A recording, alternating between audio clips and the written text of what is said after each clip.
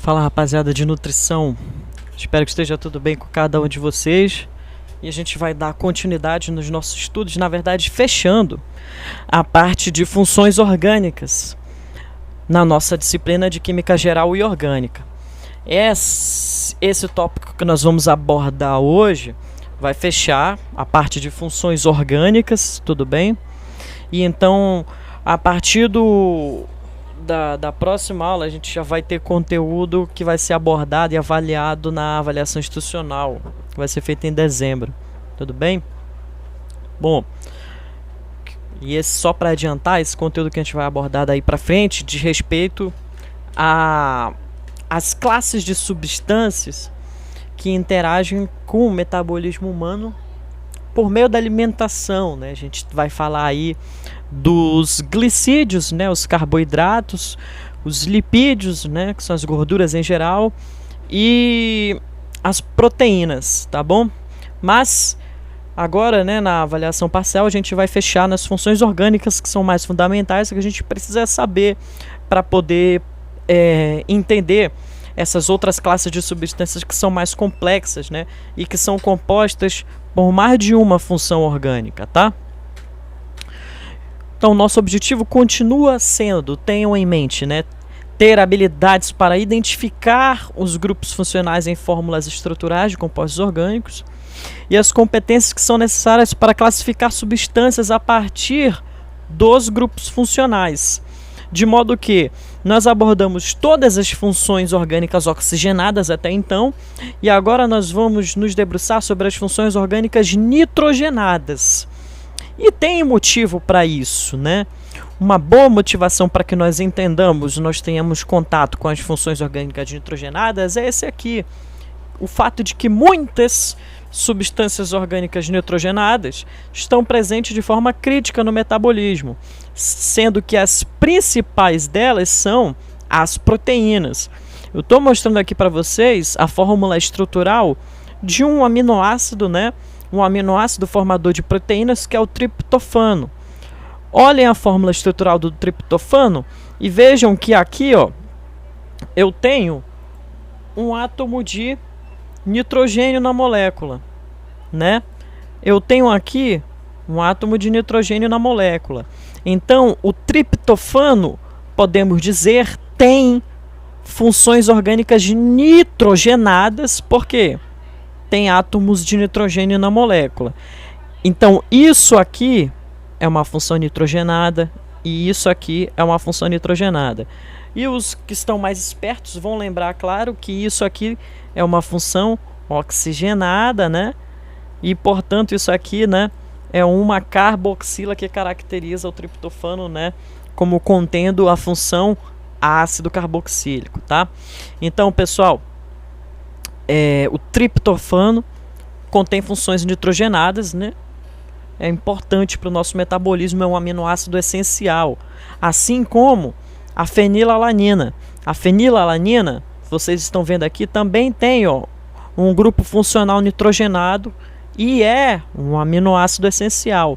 Ao longo dessa aula também nós vamos ver o que é um aminoácido, tá? Que são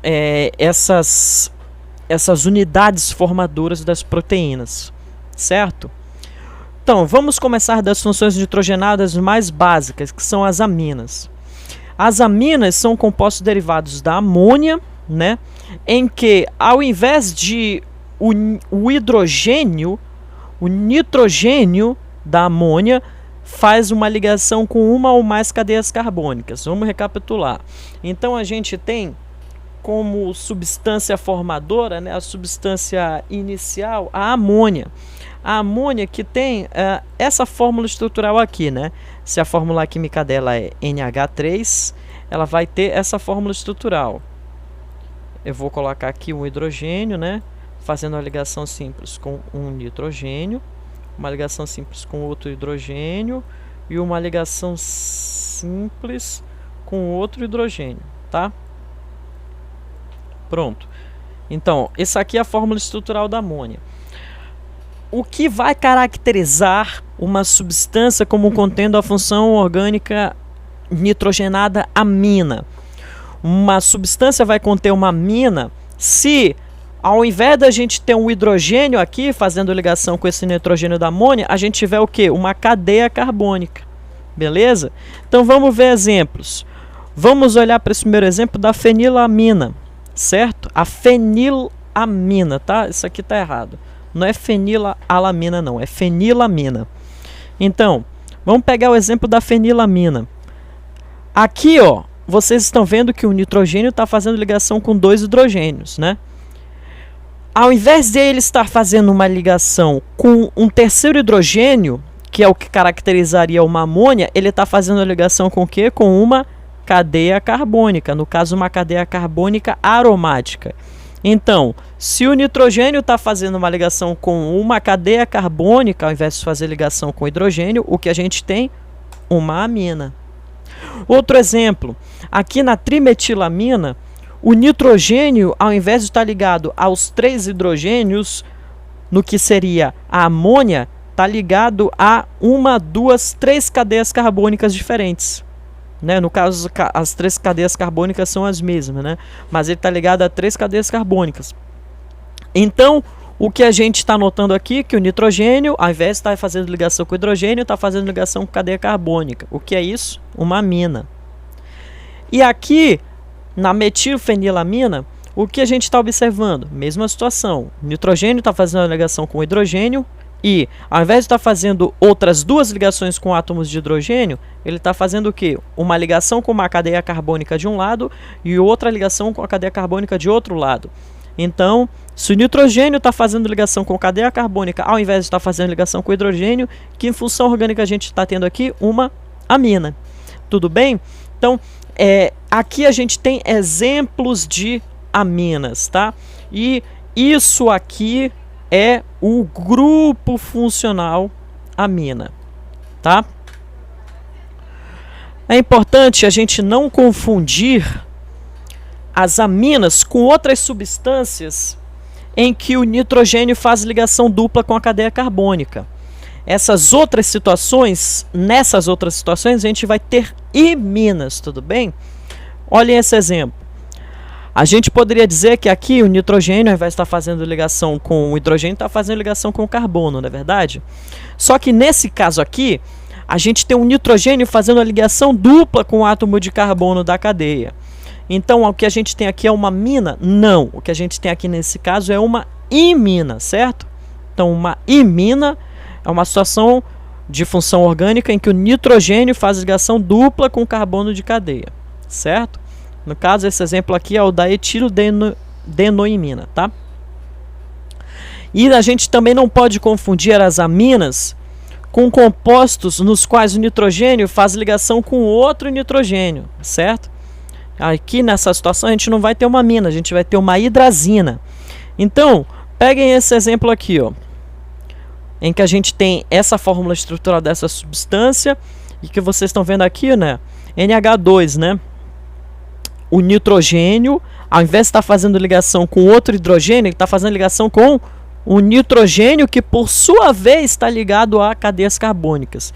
Isso aqui caracteriza uma amina, tanto esse nitrogênio quanto esse, também não. Por quê?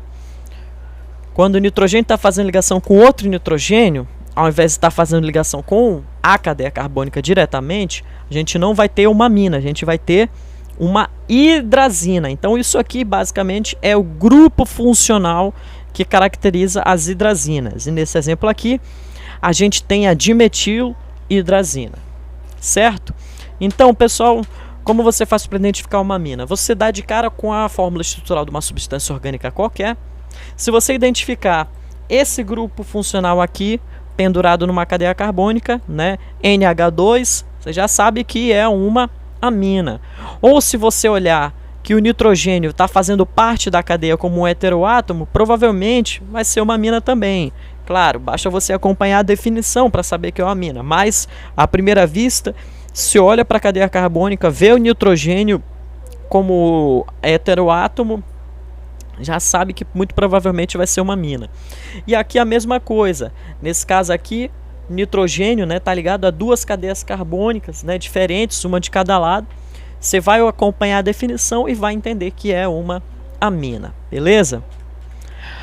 Bom, vamos falar agora das amidas, né, que são outra classe de funções orgânicas nitrogenadas. As amidas são compostos caracterizados por um grupo funcional específico. Esse grupo funcional é o grupo amida, e é esse grupo aqui, ó. É o C-OONH2. Ou seja, o grupo amida, esse grupo funcional, né, esse pedaço de molécula em que a gente tem uma carboxila originalmente, só que o carbono de carboxila, ao invés de estar ligado numa hidroxila desse lado, né, que é o que caracterizaria uma carboxila, ele vai estar ligado no que? Numa amônia, né? Então, se a gente observar isso, e se a gente observar esse grupo funcional, C-OONH2, né, ou abreviadamente CONH2 numa molécula, a gente já sabe que esse grupo funcional caracteriza a função orgânica amida, certo? Então vamos a exemplos. O que a gente tem aqui nesse exemplo, dessa fórmula estrutural dessa substância, né? A gente tem uma cadeia carbônica principal aqui, e notem que, olha aqui, ó, quando a gente circula esse pedaço da molécula, a gente tem justamente, ó, esse grupo funcional, o grupo funcional amida. Portanto, a gente pode concluir que essa substância aqui contém o grupo funcional amida. Beleza, pessoal? Nesse exemplo, a gente tem a 2-metilpropanamida. Outro exemplo. Aqui já é um caso mais interessante, que a gente tem o quê? O carbono fazendo uma ligação dupla com oxigênio, né? E ao invés de ele estar ligado com outro átomo de carbono da cadeia, né, ele está ligado com um outro grupo amina, tá? Quando a gente observar isso aqui, a presença disso aqui numa molécula, a gente não vai ter apenas uma amida, a gente vai ter uma diamida, certo?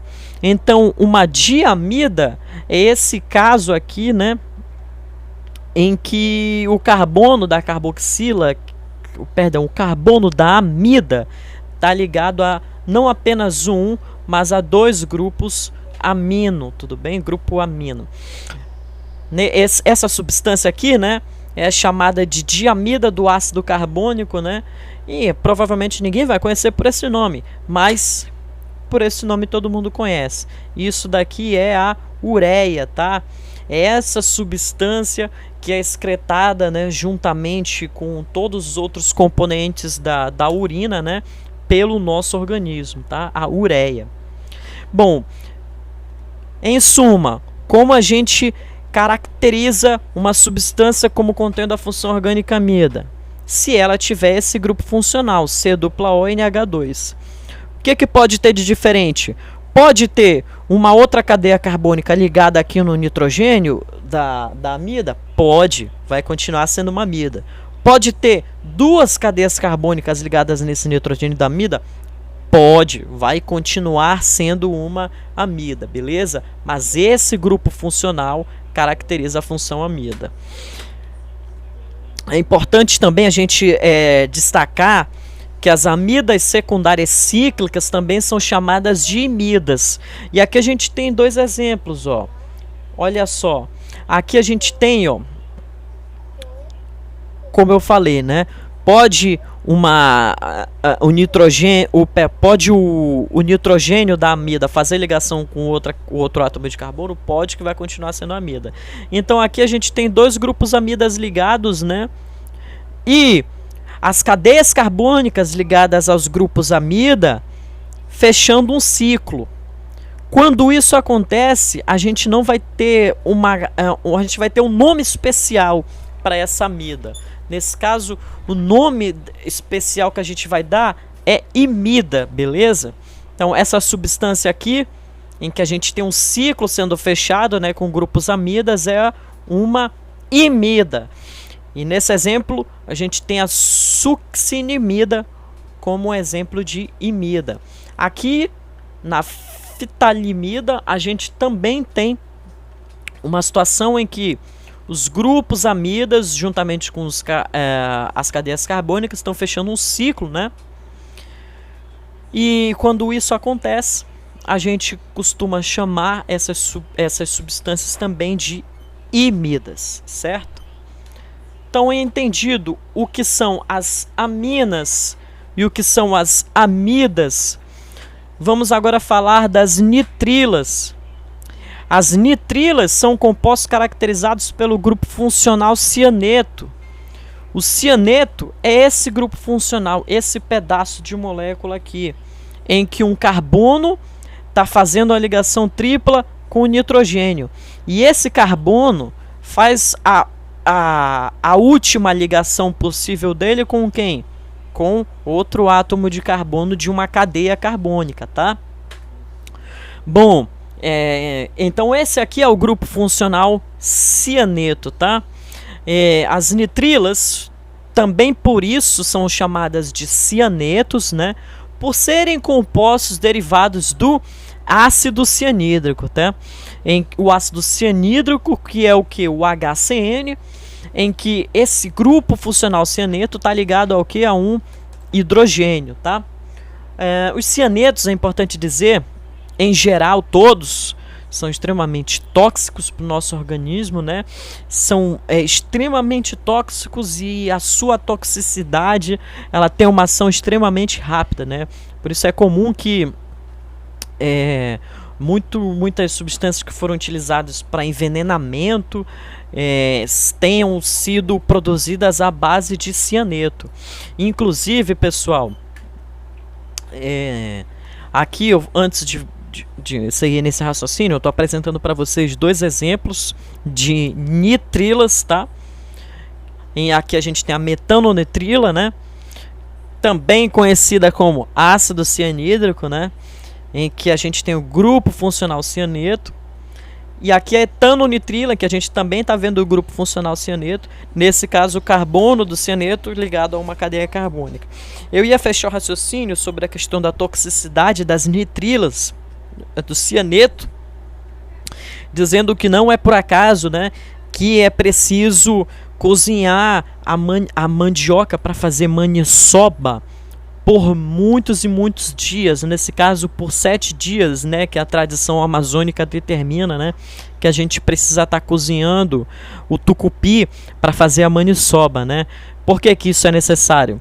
Isso é necessário porque, né, aquela mistura ela é rica em compostos que contêm cianeto.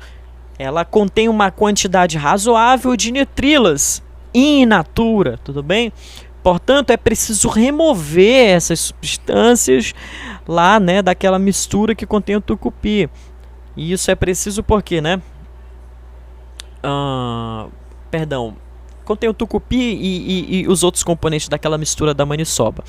E isso é preciso porque é preciso remover essas nitrilas, como eu falei, são muito tóxicas e a toxicidade tem uma ação muito rápida. E isso é feito a partir como? A partir daquele processo de cozimento que nada mais é do que um processo de extração, né? Com aquele processo, as nitrilas, os cianetos que estão naquela mistura são extraídos, né, para a água do cozimento. Com isso, chega a um certo ponto em que a quantidade de nitrilas naquela mistura está no nível seguro para ser consumido, né? Beleza? Então é importante mencionar isso sobre as nitrilas, sobre os cianetos, né? A sua alta toxicidade. As isonitrilas nada mais são do que compostos caracterizados pelo grupo funcional isocianeto, tá? Notem que qual a diferença do cianeto por isocianeto. No cianeto, nesse grupo funcional, o átomo que está pendurado na cadeia carbônica é o carbono. Já no isocianeto, o átomo que está pendurado na cadeia carbônica é o nitrogênio, beleza? Ou seja, esses átomos invertem de posição, né, entre o grupo funcional cianeto e o grupo funcional isocianeto. Então, são compostos derivados do ácido isocianídrico, que na verdade é o que a gente chama de tautômero. é um tautômero do ácido cianídrico, certo? O que é um tautômero, né? Vou já mostrar isso para vocês. Um tautômero é uma substância que coexiste numa condição de equilíbrio dinâmico com outra substância, de modo que ambas têm a mesma fórmula química, porém têm diferentes fórmulas estruturais. Notem que o isocianeto e o cianeto são ambos compostos por carbono e nitrogênio, não é não? Então qual é a fórmula química desse grupo funcional? CN, carbono e nitrogênio. E do isocianeto? Formado por nitrogênio e carbono. Qual que é a fórmula química? CN também. Então, a fórmula química é a mesma, mas a fórmula estrutural é a mesma? Não. Numa, o carbono que está pendurado na cadeia, e na outra, é o nitrogênio que vai estar pendurado na cadeia, beleza? Então, isso caracteriza essas duas substâncias como isômeros, tá? Isômeros são substâncias que têm mesma fórmula química, porém fórmula estrutural diferente. E especificamente esses dois caras são tautômeros porque eles coexistem numa condição de equilíbrio dinâmico. Ou seja, na verdade, esses caras, o isocianeto e o cianeto a 250 graus Celsius, existem em uma determinada proporção numa mistura, certo? A temperatura ambiente, a gente não vai observar a presença de isocianeto numa determinada mistura, apenas a presença de cianeto. Mas quando a gente aumenta a temperatura, a gente observa a formação dessa substância aqui também. E essas substâncias são tais que, com o aumento da temperatura, a gente observa a transformação de cianeto em isocianeto, e de isocianeto em cianeto. É uma condição de equilíbrio, tudo bem? Por isso que a gente diz que eles coexistem, certo? Então, isso é um tautômero, tá? Quando dois isômeros coexistem, né, numa condição de equilíbrio. E esse grupo funcional isocianeto é o que caracteriza as isonitrilas, certo? Como a gente falou, o que tem de diferente é que, ao invés de o carbono tá fazendo a ligação com a cadeia carbônica, é o nitrogênio que está fazendo a ligação com a cadeia carbônica. Logo, quando a gente observar aqui, né, um grupo funcional NC pendurado na cadeia carbônica, esse grupo funcional é qual grupo? Isocianeto da função isonitrila. Diferente dessa condição aqui, em que o carbono é que está fazendo a ligação com o carbono da cadeia. Então, esse grupo funcional aqui é o cianeto, que caracteriza a função nitrila, tá? Então, essas são as nitrilas e as isonitrilas. Espero que tenha ficado claro, né? Apesar de a gente ter bastante conceito sendo explorado aqui entre as nitrilas e isonitrilas. E finalmente eu trago também os nitrocompostos. Os nitrocompostos são funções orgânicas nitrogenadas que contêm o grupo funcional nitro. Qual é o grupo funcional nitro? Esse grupo aqui. Um nitrogênio que faz ligação dupla com o oxigênio de um lado, né? E uma ligação covalente dativa com outro átomo de oxigênio, né? Então isso aqui é o grupo funcional nitro. Se a gente observar na fórmula estrutural de uma substância esse grupo funcional pendurado na cadeia, a gente já sabe que a gente vai ter naquela substância a função nitro, tá? Que a gente pode representar abreviadamente por NO2, né? Um nitrogênio, dois átomos de oxigênio. Então, só para enfatizar um outro aspecto também, como a gente está vendo aqui, essa ligação covalente dativa, ligação covalente coordenada do nitrogênio para o oxigênio, vocês estão vendo que o par de elétrons está vindo para o oxigênio. Se o par de elétrons está vindo para o oxigênio, é conveniente a gente dizer que ele vai ficar com uma carga parcial negativa e o nitrogênio vai ficar com uma carga parcial, vou colocar aqui, positiva. O nitrogênio vai ficar com a carga parcial positiva. Então, é muito comum a gente representar também o grupo funcional nitro com um sinal de positivo em cima do nitrogênio e um de negativo em cima desse oxigênio aqui, tá? Logo, quando a gente olha para a fórmula estrutural dessa substância aqui, que é o nitropropano, o que a gente está vendo aqui nesse grupo funcional? O NO2, né? O grupo funcional nitro, representado com um sinal positivo em cima do nitrogênio para mostrar, evidenciar que aqui tem uma carga parcial positiva, e um sinal negativo em cima do oxigênio para representar que aqui tem uma carga parcial negativa. Então, o nitropropano é um nitrocomposto, assim como o nitrobenzeno, que a gente está vendo aqui é o grupo funcional nitro pendurado na cadeia carbônica, que nesse caso é uma cadeia aromática, é o próprio benzeno, certo? Então, resumo, essas são as principais funções orgânicas nitrogenadas: amina, amida, nitrila, isonitrila e nitrocomposto, que a gente abordou até agora, né? Aqui estão os radicais funcionais que caracterizam essas funções, os grupos funcionais que caracterizam uma amina, uma amida, uma nitrila, uma isonitrila e o nitrocomposto, que, com exemplos para que vocês possam acompanhar, para que vocês possam trabalhar os exercícios dessa parte, tudo bem? Bom, ficando tudo claro na parte das funções nitrogenadas, vamos abordar agora as funções orgânicas sulfuradas, tá? É bem simples. Notem o seguinte, todo mundo deve lembrar, quando eu comecei a parte de química orgânica, que as substâncias que surgem, né, que aparecem no nosso organismo, assim como em grande parte dos organismos vivos, são predominantemente compostas por átomos dos seguintes elementos, né? Carbono, hidrogênio, oxigênio, nitrogênio. E aí, veja só, eu já falei aí, carbono, nitrogênio, oxigênio e nitrogênio. Nesses casos, a gente já lidou com substâncias que contêm esses elementos que eu citei até agora, carbono, oxigênio, hidrogênio e nitrogênio, ao apresentar as funções oxigenadas e nitrogenadas. Mas são só esses elementos que eu falei que aparecem muito nos seres vivos? Não. Para fechar, eu falei mais dois elementos naquela aula: o fósforo e o enxofre.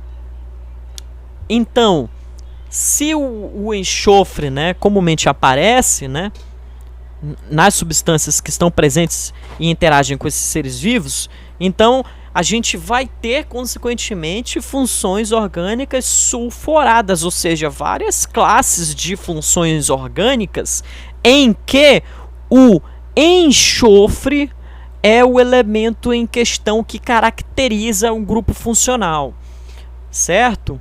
Então, vamos lá. Os compostos sulfurados são justamente aqueles em que está presente o enxofre, tá? E um detalhe importante que a gente pode observar: a gente vai precisar estudar bastante para entender quem são, né, os grupos funcionais dos compostos sulfurados. Não vamos precisar estudar muito para entender isso. Na verdade, em 1, 2 slides a gente consegue entender. A gente consegue entender em 1, 2 slides por quê? Vocês olharem na tabela periódica, na família 6A, né, grupo 16, o primeiro elemento é o oxigênio. E o segundo é justamente o enxofre. Quando a gente estudou as propriedades periódicas dos elementos, a gente falou que os elementos que estão no mesmo grupo, numa mesma família, têm propriedades semelhantes, não é verdade? Então, a gente espera justamente que as funções orgânicas sulfuradas contenham propriedades semelhantes com as funções orgânicas oxigenadas, entendeu? Com isso, o que a gente vai observar na realidade? Né?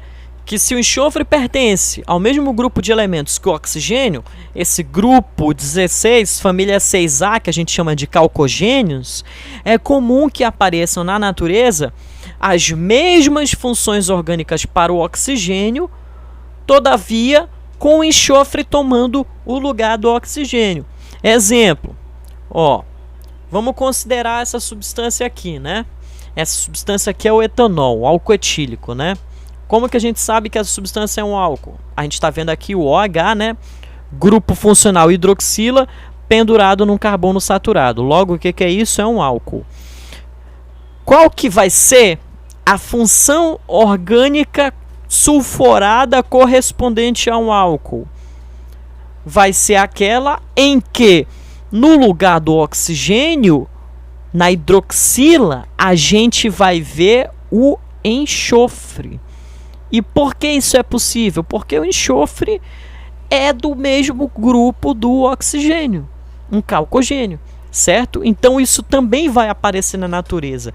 Essa substância aqui é, portanto, uma função orgânica sulfurada, né? E que vai ter propriedades semelhantes às do álcool, certo?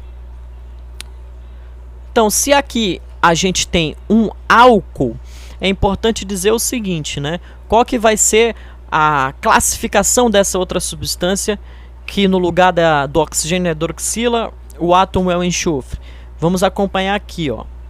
Quanto à classificação desses compostos sulfurados, nós chamamos essas funções de tio mais o nome da função oxigenada correspondente. Então, se esse cara aqui é um álcool, esse cara aqui, em que o enxofre está tomando o lugar do oxigênio, vai ser qual função orgânica? Vai ser um tioálcool, beleza? É o que muda em relação à classificação. Esse cara aqui, a gente acabou de apontar, é um álcool, porque a hidroxila está pendurada na cadeia, né? A gente aprendeu isso. Logo, esse outro cara, em que o enxofre está tomando o lugar do oxigênio na hidroxila, é um tioálcool, tá? Esse prefixo tio está aqui para evidenciar que é o enxofre que está tomando o lugar do oxigênio no que seria, a princípio, uma função oxigenada, certo? Vamos a outro exemplo. Aqui a gente tem um éter, né? A gente já aprendeu que quando o oxigênio está fazendo uma ligação simples com uma cadeia de um lado e com outra cadeia do outro, a gente tem um éter, né?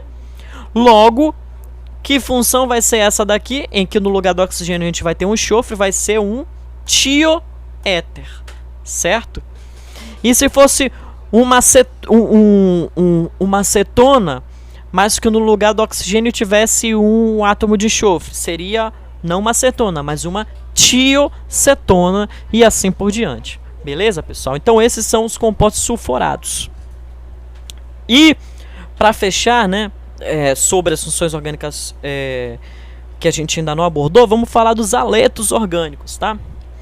Os aletos orgânicos são aquelas substâncias derivadas de compostos orgânicos a partir da substituição de um ou mais hidrogênios da cadeia carbônica por halogênios, né? E a gente viu na parte de propriedades periódicas dos elementos, né, que os halogênios são esses elementos aqui que estão presentes no grupo 17, né, família 7A da tabela. O flúor, o cloro, o bromo, o iodo, esses elementos são os halogênios, tá? Então, se esses elementos tiverem pendurados numa cadeia carbônica, a gente vai ter a função aleto orgânico. Vamos aos exemplos. Aqui, ó, o bromo está pendurado num carbono de uma cadeia carbônica. Que função orgânica a gente tem aqui? Aleto orgânico. Nesse segundo exemplo, um cloro está pendurado no carbono de uma cadeia carbônica. Que função orgânica a gente tem aqui? Aleto orgânico. E aqui o cloro também, né? Lembrando que cloro e bromo são halogênios, cloro pendurado num carbono de uma cadeia carbônica. Nesse caso, essa cadeia carbônica é o benzeno. Que função orgânica a gente tem aqui? Aleto orgânico, tá? Então, é isso que caracteriza um aleto orgânico. Um halogênio ocupando o lugar de um hidrogênio numa cadeia, certo?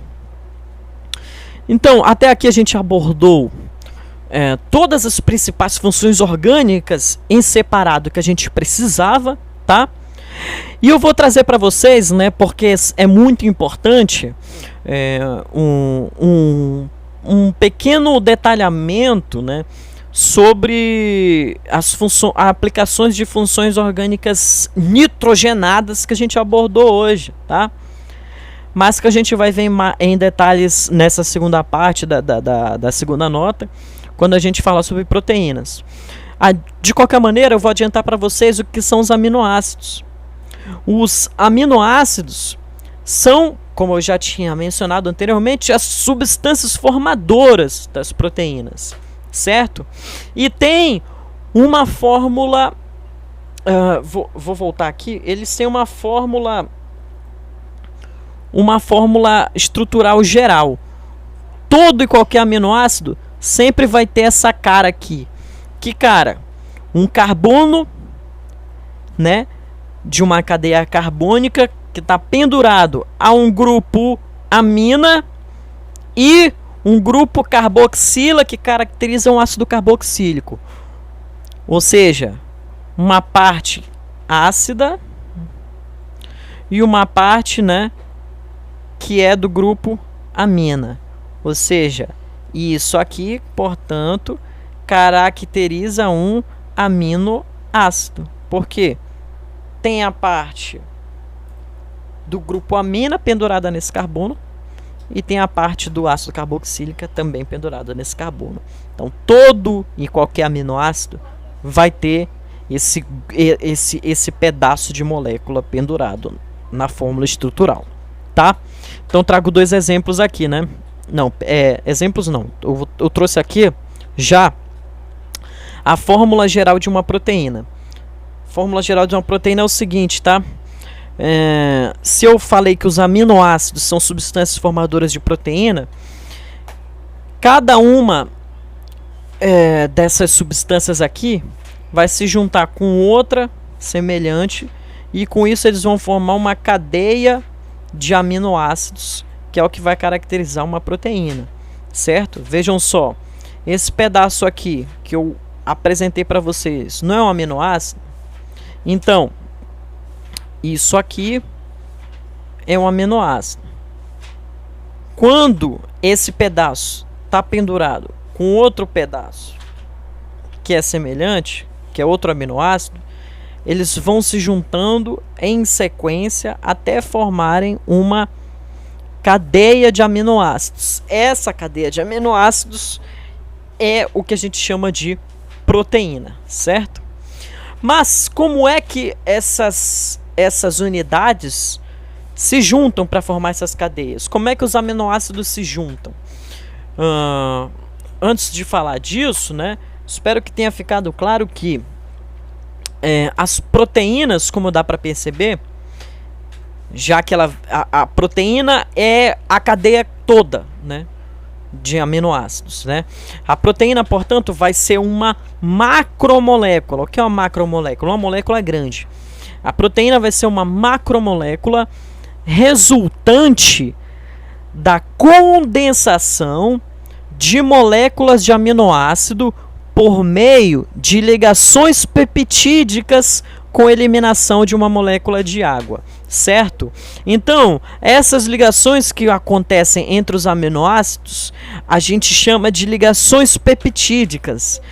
E como a gente pode definir uma ligação peptídica? Ligação peptídica é a ligação entre o grupo carboxila de uma molécula, que a gente falou, né, que é a parte ácida, né, grupo carboxila, com o grupo amina de uma outra molécula, que é a parte básica, tá? A gente não teve tempo de apresentar para vocês o que são as bases, tá? Mas para vocês terem uma ideia, uma base é uma característica de substância totalmente oposta à característica de um ácido, certo? Então, o que significa?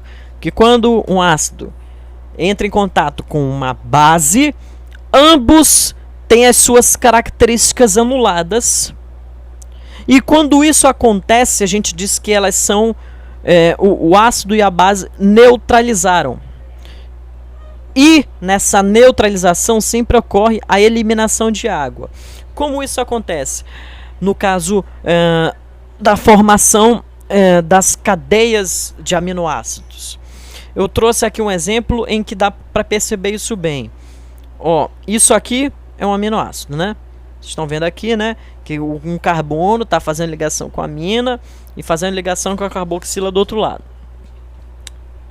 Desse outro lado eu tenho o que também? Outro aminoácido. Carbono está fazendo ligação com a amina e a carboxila aqui do outro lado, né?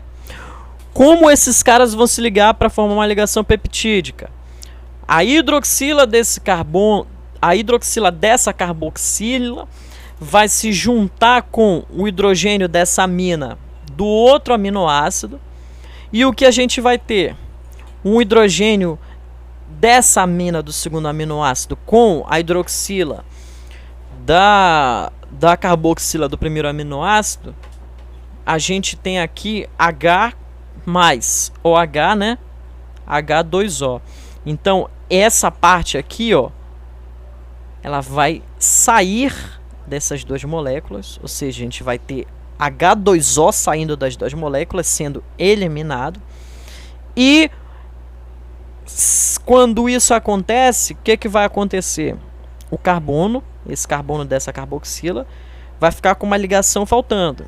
E esse nitrogênio também, né? Porque esse nitrogênio perdeu o hidrogênio. E esse carbono perdeu a hidroxila. Então, se os dois estão com a ligação faltando, eles vão pegar e vão se juntar. Quando eles se juntarem, que tipo de ligação que a gente tem aqui? Uma ligação peptídica. Então, a ligação peptídica é isso. Uma ligação entre dois aminoácidos, né? Que, consequentemente, ao acontecer em sequência, né, vão formar as cadeias de aminoácido que constituem as proteínas. E esse processo acontece com a eliminação de uma molécula de água para cada ligação peptídica, certo? Lembrando que as proteínas, elas exercem funções, né, no nosso organismo que podem ser estruturais, né, como é o caso do colágeno, né, que sustenta a nossa pele, da queratina, que compõe o nosso cabelo, ou de transporte, como a hemoglobina, né? A hemoglobina, que é a proteína que está presente nas hemácias, né? Células vermelhas do nosso sangue que conduzem o oxigênio e o gás carbônico da nossa respiração. As proteínas também podem ser funções reguladoras, né? Tais como as enzimas e os hormônios, né? Hormônios como a insulina, ou protetoras, né? Como é o caso de anticorpos, como a gente pode exemplificar as proteínas do tipo IgM e IgG. São proteínas, né, que são produzidas pelo nosso organismo para combater anticorpos, né? As proteínas também podem exercer funções de contração, como nos casos da actina e miosina, que compõem o tecido muscular, ou de membranas celulares, né, como é o caso das glicoproteínas, certo? E vale ressaltar, né, e eu espero que todo mundo já saiba disso, que já falando dos aminoácidos, né, para fechar essa breve explicação sobre eles, né, que os aminoácidos, alguns são sintetizados no organismo, porém outros aminoácidos não podem ser sintetizados e por isso são chamados de aminoácidos essenciais e devem ser absorvidos por meio da alimentação, né? Então, quais são os aminoácidos essenciais?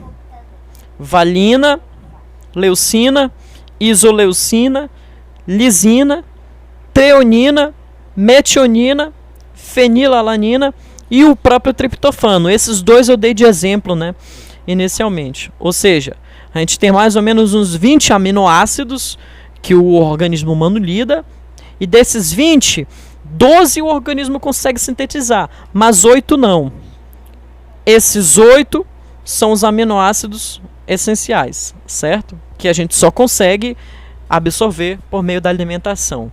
E é por isso que a atividade que eu proponho para vocês também, né, no mesmo esquema que a gente adotou na última semana, de que os 3 primeiros que enviarem completamente certo vão receber um ponto extra direto na avaliação parcial, E claro, todos podem fazer e todos vão enviar, que em caso de alguém precisar de nota após a nota 2, a gente vai considerar isso daí também, essa atividade como uma avaliação, como uma ajuda, tá?